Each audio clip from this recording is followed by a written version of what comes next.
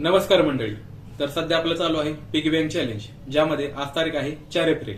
4च्या पुढे 0 लावून आज रुपये होतात 40. 20-20च्या 2 नोटा. या चॅलेंज मध्ये आपण आज जी तारीख आहे त्यासमोर 0 लावून तेवढे अमाऊंट या पिगी बँक मध्ये टाकत आहोत आणि हे चॅलेंज आपण 30 दिवस करणार आहोत. आजचं गेलं 4 वर काट मारली. आजचा 4 एप्रिलचा टास्क पूर्ण.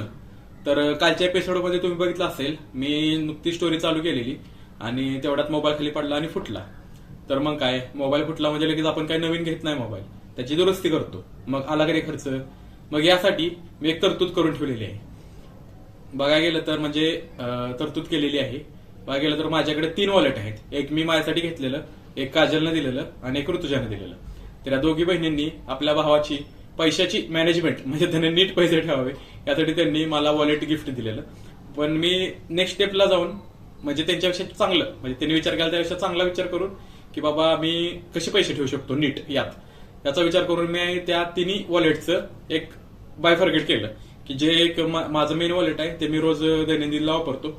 जे काजलनं दिलेलं वॉलेट आहे त्यामध्ये मी असं म्हणजे एक्सपेन्सेस माझे ऍक्सिडेंटल एक्सपेन्सेस होतील, म्हणजे जसं की बाईकला काय झालं लगेच करा, मोबाईलला काय झालं किंवा बारीक सारीक गोष्टी जे आपले एक्सपेन्सेस होतात त्यासाठी मी 3,000 रुपये त्या वॉलेटमध्ये माझ्या असतात.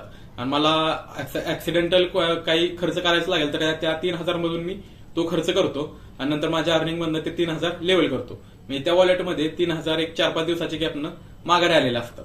म्हणजे आता मला काल स्क्रीनकडे बसायचं होतं आणि एक दोन छोटी मोठी कामं होती, तर त्यातला माझे 1,500 रुपये खर्च झाला. तर त्या 3,000 मधले मी 1,500 काढले आणि ते पे करून टाकले.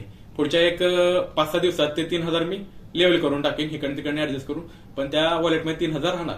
आणि तिसरं जे वॉलेट आहे ऋतुजान दिलेलं, त्या वॉलेटमध्ये कायम म्हणजे मोठ्या नोटांची कॅश असते सेव्हिंग म्हणून. मी जास्त बँक अकाउंटला ठेवत नाही रेग्युलर वापराच्या, कारण की बँक अकाउंटला पैसे असले की आपण गुगल पे, फोन पे लगेच ऑनलाईन पे करून टाकतो. त्यामुळं हार्ड कॅश मी ऋतुजाच्या वॉलेटमध्ये, म्हणजे मोठी कॅश आहे, त्या अमाऊंट मोठे त्यामुळे सेफ ठेवलेली आहे.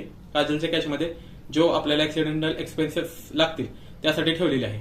आणि काल ऍक्सिडेंट झाला त्यामध्ये माझा बिचारा कालला पण थोडा चेपला. असू दे, अशा गोष्टी काय ठरवून होत नाहीत, अचानक होतात. असा ऍक्सिडेंटल एक्सपेन्सेससाठी ही मी तरतूद केलेली आहे. तर तुम्ही सुद्धा असे करू शकता. आणि आपला हा 4था दिवस चांगल्या प्रकारे पार पडला आहे. आपण 4 दिवस मेंटेन केले आहे, असंच आपल्याला 30 दिवस करायचं आहे. तर हा एपिसोड बघितल्याबद्दल धन्यवाद. आभारी आहे.